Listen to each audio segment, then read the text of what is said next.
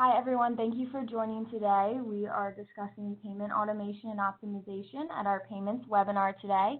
And we have two industry leading experts that will be presenting for you. We'll go through our thoughts and presentation, and then we'll have time at the end for questions. So at this point, I'm going to turn it over to the experts, Scott and Steve, and they'll introduce themselves and get started for you. Hi everyone, this is Scott Azzolina. I'm the Vice President of Channel Sales for Mariah.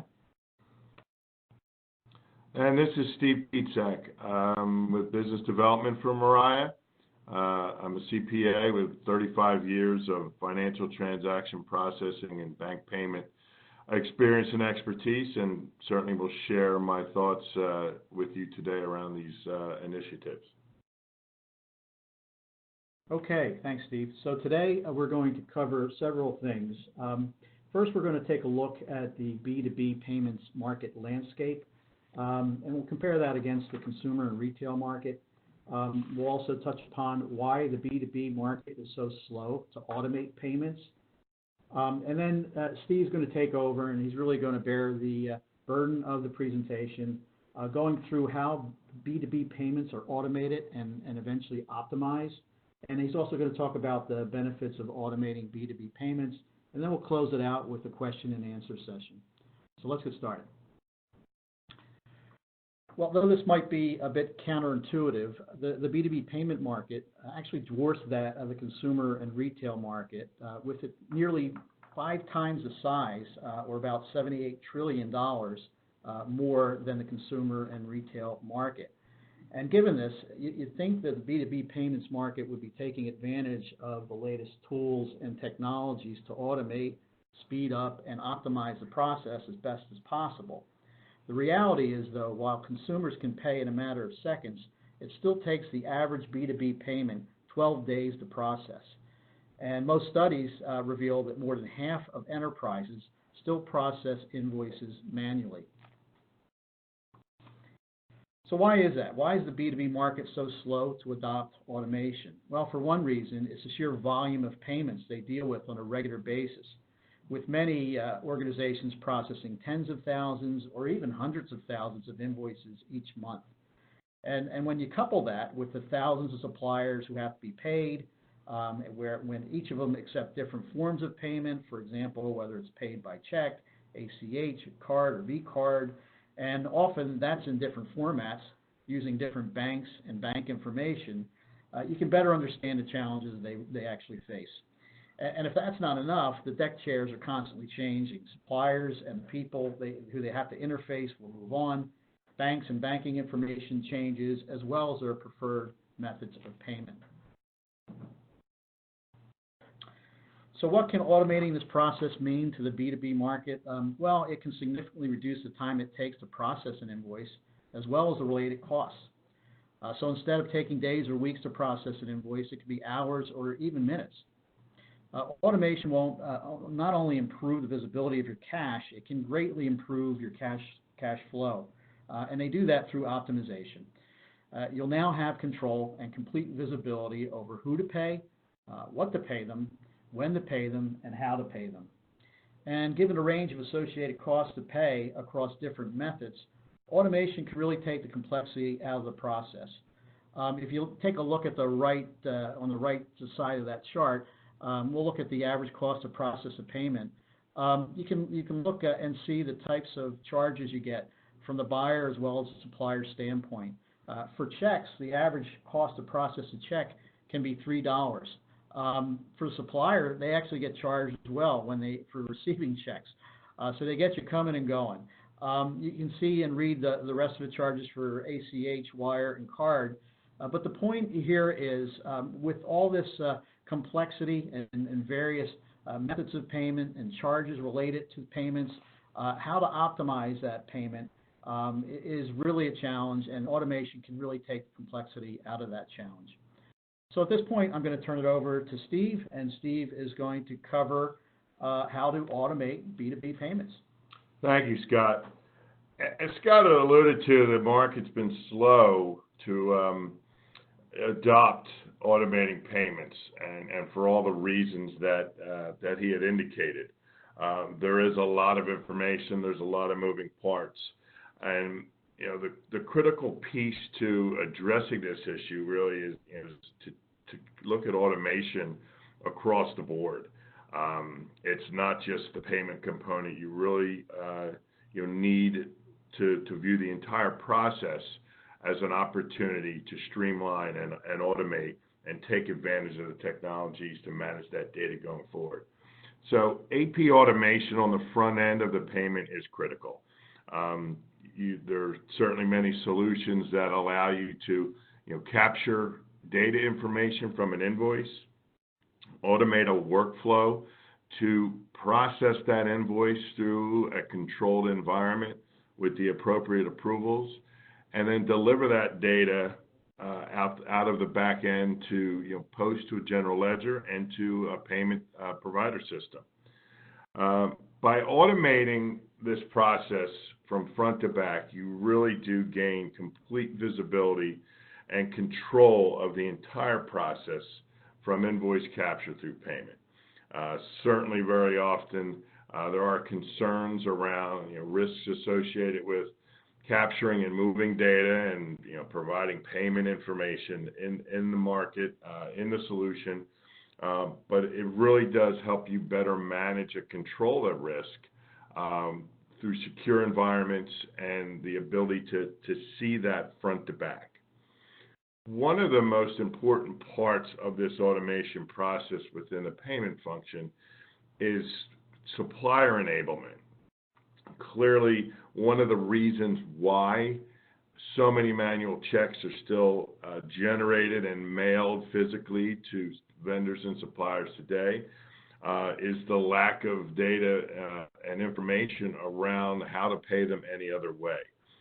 So the right payment partner will actually have a very robust supplier enablement process. And it's not just a one-time initiative. It's an ongoing dynamic process that they're going through, not only validating information that for each of the suppliers that a corporation wants to pay, but constantly looking to move suppliers from more manual payment processes to more electronic versions, whether that be ACH, wires, or a virtual card.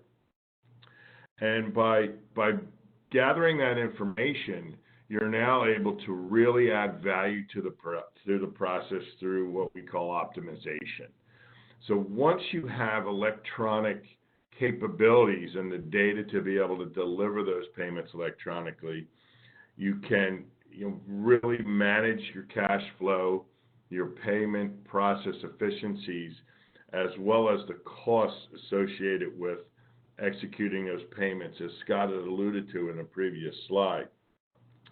And by having access to the vendor information, you can determine whether they'll accept an ACH or even a V card, so they can have access to funds on an even quicker basis.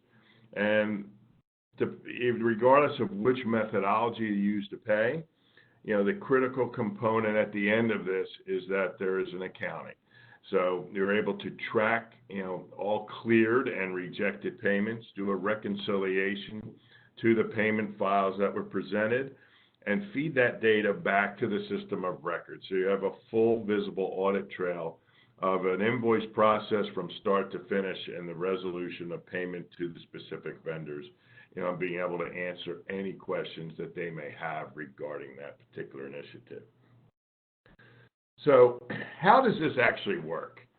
There are certainly a number of solution providers in the market today, but the critical pieces of how this transaction would be affected really do follow a pretty straight through path. So the first piece is that the invoices need to be electronic and need to be automated through an approval process, and they're in a ready-to-pay mode. A data file can then be generated with all of those invoices ready to pay with the specific details associated with it and delivered to a payment provider. The payment provider is going to have all of the indicative information around that payment process for a vendor.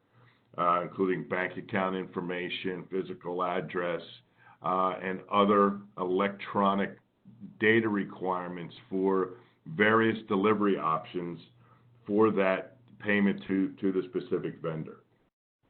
At that point, the payment provider really should be looking to go through what we call an optimization process.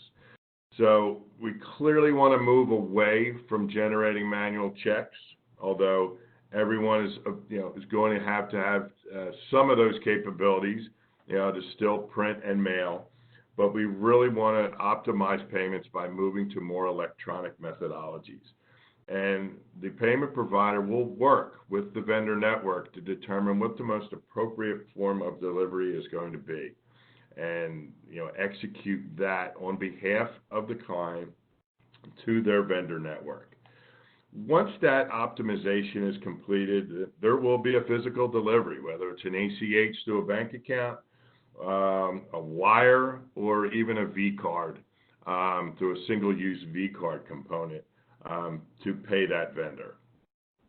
The next step is the receipt by the vendor with whatever method they've received, and actually executing that payment against the client bank account. So they will deposit a check, or recognize a wire, an ACH, or actually utilize the one-time use V card to accept payment for their outstanding invoices.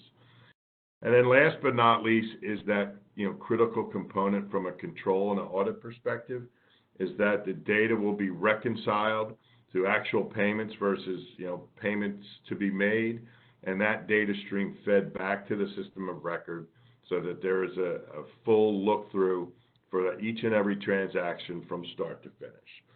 And that automation process is critical to whatever suppliers you're using to execute that on your behalf to pay your vendors. So that's a lot of detail, but to really kind of highlight what the critical components of the solutions required by your AP and payment partners to handle these processes for you are: one, scale. You need to be able to handle volumes. As Scott had alluded to in his previous comments, anywhere from 5,000 to 500,000 invoices per month are what we see, within the marketplace today. And to have the systems in place that can scale to that level of volume is certainly going to be critical to be able to handle the requirements of an automated invoice process and payment process for our client base. Second is, as I alluded to, moving away from manual processes to e-payments, any kind of electronic payment, whether that's ACH, wires, V cards, etc., and the data required to make that happen. And that's you can't complete this process unless you have that information and are able to keep it secure for your vendors on behalf of the clients. And last but not least is an ongoing vendor management program. Very often, vendors can change banks or bank accounts, or have different bank accounts that are used from an operating perspective. And so your partners really need to continuously keep up with vendor information, whether it's physical addresses or bank account information, or even their willingness to accept different kinds of electronic payments. Maybe ACH is all they can do today, but 6 months from now, maybe they're in a position to look at V cards as another option for receiving payments, etc. So a dynamic management process with the client's vendors is certainly going to be critical to ongoing success and growth of that program, and continuous improvement of the efficiencies of automated payments. So now that we have all that in place, really highlighting what the benefits of automating B2B payments are, to look at a lot of the economies, efficiencies, and cost reductions that are available. First of all, payment management. Having a full visibility from and an integration from AP to payments really gives management of an organization, whether it's the CFO, controller, all the way down to the treasurer, looking at spend from an expense perspective to cash flow and cash management capabilities. By having this automated in one place, it really gives organizations the benefit of better management, of their spend process. Outside of payroll, typically your AP spend is going to be the largest expense and cash use item on your balance sheet and P&L. Payment optimization. Once you gather this information for your vendor network, you really have the ability to leverage more electronic and less costly ways to pay your bills more effectively and to affect cash flow to your vendors on a more timely basis and be able to better manage your organization's cash function as well. Payment visibility is another. It's, knowing what your annual spend is by vendor and how you're paying, especially if on a global basis, if you're looking at foreign exchange rates, et cetera, and the impact that may have to your P&L and your organization. It's certainly another benefit that you get by automating this and being able to report that data on a timely basis from a straight-through process perspective. You really want to reduce the need to manually print checks. Not only are they costly and time-consuming, but the risk of fraud is increased as well with misdirected mail or mail being intercepted or just checks not having to get routed manually to be deposited in a bank account. By moving to a more electronic means, you really gain more control over the payment process and reduce the risk associated with the organization's cash. Continuous improvement is part of the vendor management and AP process within a company. The ability to change workflows and approval processes around that cash management function continues to allow the company to grow and expand without taking on undue costs and risks associated with that. And certainly last but not least, compliance. Many organizations have regulations, whether they be SEC, banking, et cetera, that they need to comply with, all the way down to annual audits. And the ability to capture this information, automate it, and have a full audit trail in a singular place allows for not only management adherence to these compliance rules and regs, but allows for a more efficient review process by regulatory agencies or your independent audit firms, and really gives tight visibility into the control processes that you have within your accounting function.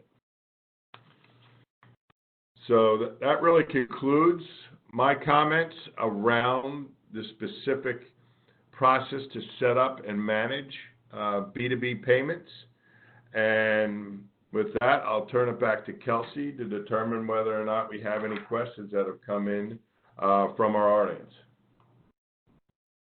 All right. Thank you, Steve and Scott, so much for that and all that great information. It looks like we do have a few questions here. So the first, how can a payment solution integrate with an existing AP function or solution? I'll take that. Most of the organizations in the marketplace today have a relatively open architecture environment. And it really is a matter of mapping data from one system to another. So typically what we see is that the AP solution will be able to organize, bundle, and batch invoices that are ready to pay and deliver them in the required formats to a payment provider.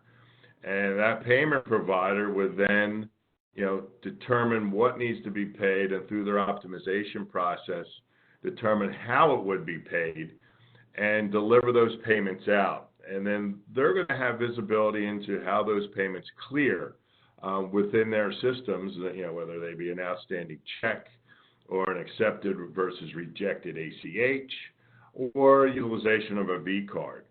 They're then going to pass that information back again in data mapped file formats to the AP system of record and allow for a full reconciliation and audit trail within that specific transaction.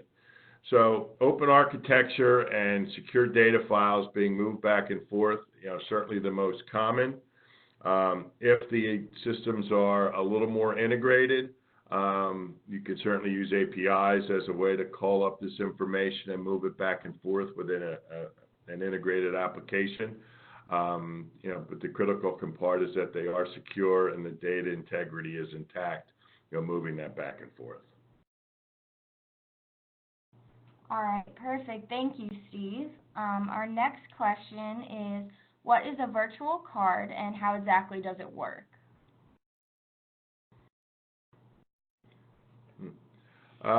Virtual cards, they're not new, but they're certainly not widely accepted, and they are gaining traction. In an effort to reduce costs, reduce fraud, and increase cash availability with both payers and payees, a payment provider will utilize one of the large credit card networks like a MasterCard or a Visa, and they'll issue a one-time use credit card virtually. It's not a physical card, but it comes with a number, an expiration date, a payee, and a security code, just like you would have a credit card in your wallet. But there's a time limit as to when you can cash that card and utilize the funds that are on it, and it is for a specific amount. So if vendor ABC is getting paid $522.32, they have a specified period of time to execute that payment into their bank account for that specific amount, and at that point that card is no longer valid. The number is expired and it can't be used again by anybody else. It really eliminates the ability for fraud to take place on that payment. If somebody was using a physical credit card to pay bills, where we certainly see too many times how numbers can be compromised and utilized without authorization. So it really is a way to do secure payments in a very effective way, in one-time use, to pay your vendors in a more expedited fashion. All right, great. Thank you again. And it looks like we have one question left. Is there any risk to using a third-party payment provider versus my bank? That's a great question. Certainly some of the objections we see in the market are around the banking relationships. Whether they're, hey, this has been my bank for, as long as I've been in business, to, I know my bank a lot better than a payment provider that can consolidate all this. And the answer is, there really isn't additional risk. Again, as I alluded to in the first question, the passing of data, the communication of data between these systems is secure, and the integrity of data is critical to the process. And the major payment providers in the marketplace today, are acting just like a bank in terms of how they're managing that data and the security that they're keeping that in. And they're all going to offer, or should be offering, indemnification for any fraudulent payments or misdirected payments for whatever reason to the paying organization. And the fact that they're putting that data back in a reconciled manner to the system of record on a daily basis really eliminates any timing issues with not being able to identify a misappropriated payment, et cetera. So that control procedure and that audit trail that's being generated between the organizations really does help eliminate any risk associated with information being misdirected, or payments going to the wrong place. So it's a great question, but there really are great security controls in place in managing this data between the systems to really help eliminate a lot of that. All right, thank you. Well, it looks like that's it for today. Thank you to Scott and Steve for providing all that information on B2B payment automation. Should you have any questions, please reach out to either of them. You can find their contact information on the screen. And if not, we'll be following up with you soon. Thank you again.